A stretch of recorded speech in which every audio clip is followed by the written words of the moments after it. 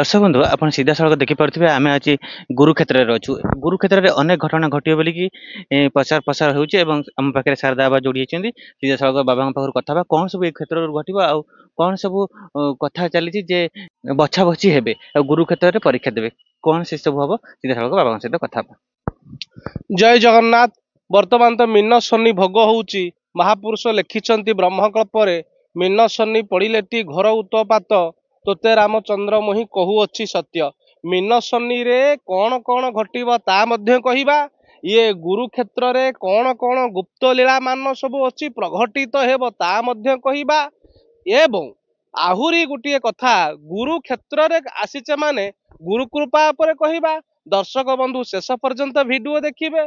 आपण जीवन में जदि कौन समस्या थाए संसार अच्छी माने समस्या निश्चिंत अच्छी। विलंब विवाह हो, संतान प्राप्ति हो, रोग हो, ऋण हो, शत्रु हो, ये समस्त समस्यार मुक्ति आज एक दुर्लभ मंत्र प्रदान करी। ता पूर्व गुरु कृपा नहीं एक अनुभूतिपूर्ण सत्य घटना कहूँ। आपण माने आपको शुणिले निश्चिंत आपण आखिरु लुह आसीजीव। यह हूँ निसंदेह गोटे स्वप्नर कथा गुरु को नहीं स्वप्न कथा। जो प्रकृत में गुरु शिष्यर संपर्कटी हूँ कौन 2015 मसीह गोटे बड़ समस्या रे आमे थिलु। गोटे चिंता भितर थिलु, दुख भितर थिलु, कष्ट भितर थिलु। आकस्मिक आमको लगिला से कार्यटी आम द्वारा संपादन हो पारिबो नाही। गोटे दैवी कार्य ताको कैमेरा सामने मु कहबाकू चाहूनी। मन अत्यंत दुख कष्ट है। यही समय भितर मते स्वप्न रे वर्तमान पद्म पुरस्कृत प्राप्त पूज्य पूजक बाबा बलिया को मु स्वप्न रे देखिली। हेले की प्रकार स्वप्न रे तांकु जो स्वप्न रे देखिली गोटे शगड़ गाड़ी उपरे बाबा बसचंती, दुईटी बलद चालुचंती। ये स्वप्नटी देखिली जो दिन ता पर दिन हठात मोर से कार्यटी अति सुरुखुरे समाधान हो गला। 2015 गला, 15 गला, 16 गला, 17 गला, 18 गला, 2019 मसीहार घटना बड़ी आमे कहूछु। 2019 मसीह आमर परम पूज्य बाबा सत्यानंद दास महाराज सी गोटे चिंता करते गोटे जगन्नाथ पंचरात्र करेंगे नेपाल रे। किंतु कोरोना आसिला। कोरोना समय बाहर प्रथमे बंद है, जापरेनि कहीं बाहर को। से समय ओडिशा रे किंतु भारत वर्ष लॉकडाउन हो न था। किसी प्रोग्राम चलू थाए मन दुखे बसता पहुंचले कहले आज्ञा कहीं मन दुखे बसुँच ना नेपाल प्रोग्राम कैंसल। किंतु से ही समय दिन बेला रातिर स्वप्न देखी 15 मसीह से सम भाव बलद गाड़ी उपर श्रीमद बाबा बलिया बसुँच मु स्वप्न देखिली।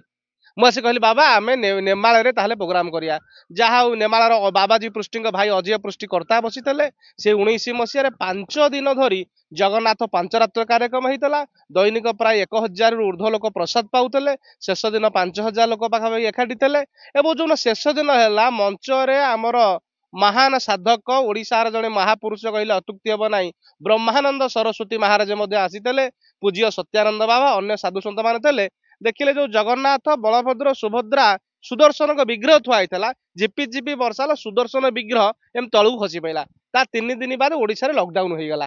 कहिबार तात्पर्य 3-4 दिन भीतर लॉकडाउन हो गला। जो सुदर्शन बोध संकेत देले एठू बोधे सुदर्शन चलन हैला जे कि भारत वर्ष एते कोरोना रे अमेरिका रे जो भली क्षति हैला, जो आमर जो जर्मान रे जो भली क्षति हैला ओडी भारत रे से भली क्षति हैनी। भारत रे जो भली क्षति होईची ओडिशा रे तदनुरूप क्षति है नाही। यहाँ से दिन सुदर्शन आमको सूचते गुरु को नहीं अनुभूति। यही सब कथा कहला भितर मोर बाबा बलिया प्रति मन में श्रद्धा भावना आसला। तांकर यूट्यूब द्वारा आज आपण मैंने यूट्यूब रु देखिक बहुत अनुष्ठान सहित जोड़ी होती।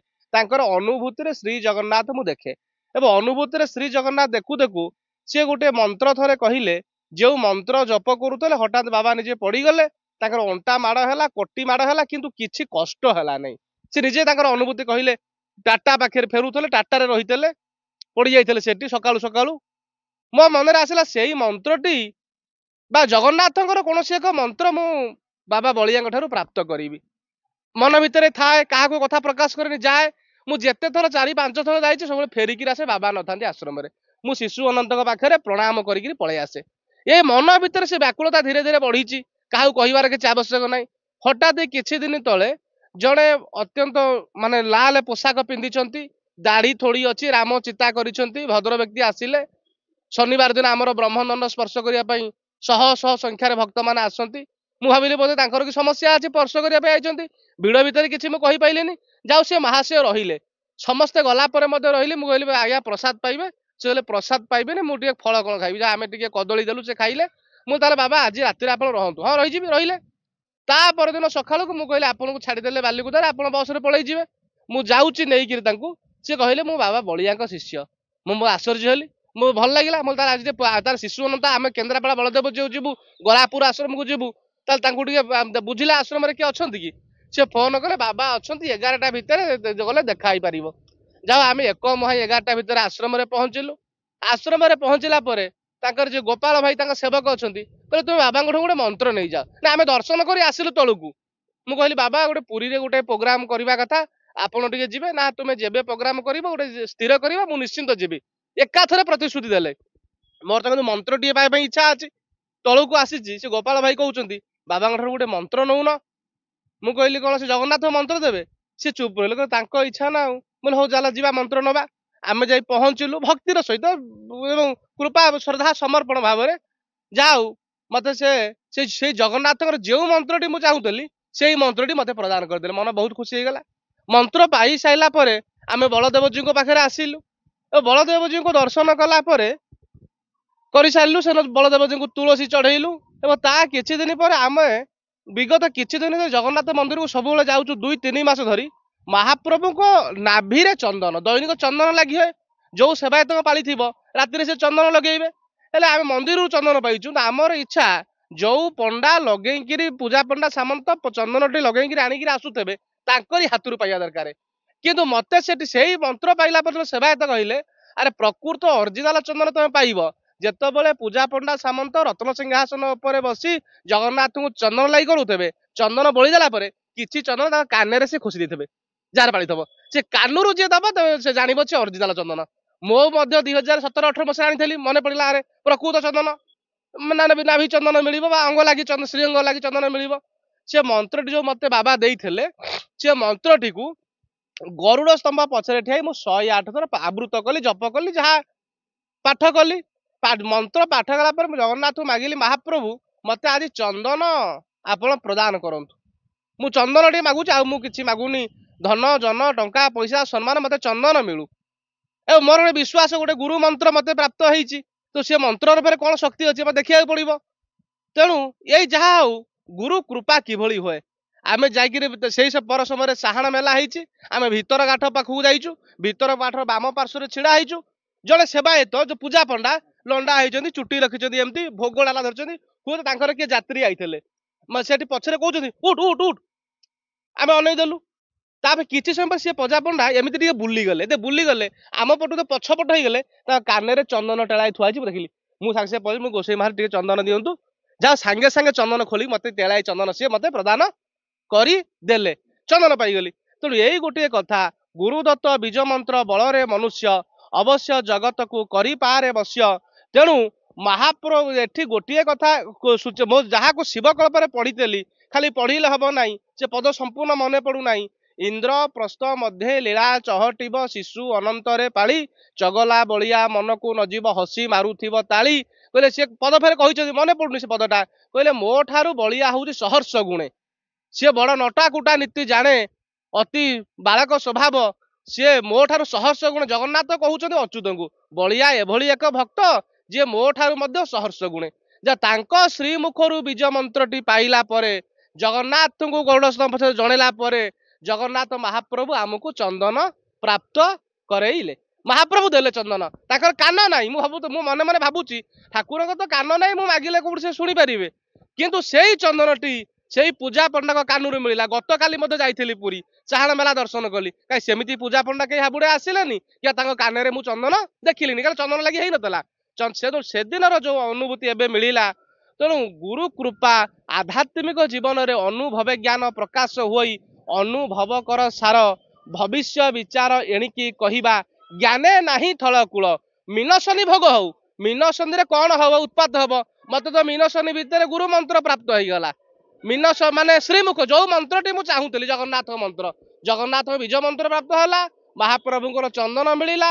ତେଣୁ ମିନଶନିରେ ଯେତେ ଉତ୍ପାତ ହେଲେ ଯାହା ହେଲେ ମଧ୍ୟ ଭଗବାନ ନିଜେ ମଧ୍ୟ କହିଛନ୍ତି कहली भगत मान को मु सुदर्शन चक्र घोड़े रखी सुदर्शन है सुदर्शन सुदर्शन दर्शन तत्व मान उत्तम तत्व उत्तम ज्ञान द्वारा अज्ञानतारू भक्त मान को प्रभु रक्षा करेंगे तेणु आज ये हूँ संपूर्ण निछक सत्य कथा ये कथा हूँ संपूर्ण अनुभूति अनुभव कथा तेणु तमें जीवन में आस्तिक हबार आवश्यक ना तमें जीवन में नास्तिक हेले किसी आवश्यक ना जीवन में वास्तविक हवा दरकार वास्तव को ग्रहण करने दरकार जीवन में आस्तिक हबार आवश्यक ना जीवन में नास्तिक हबार आवश्यक ना जीवन को वास्तविक करार अभिप्राय अच्छी तेणु आज जो कथा गुरु कृपा जगन्नाथ कृपा आम तो देवानंद अनेक थर प्रति सप्ताह 4-5 थर श्रीक्षेत्र जाऊ तो सी भिडियो सब करें पकापी चाहूनु कहीं ना ये सब भक्ति हूँ गुप्त जिनस भक्ति आम गोटे प्रकाश करवा लोक देखाणिया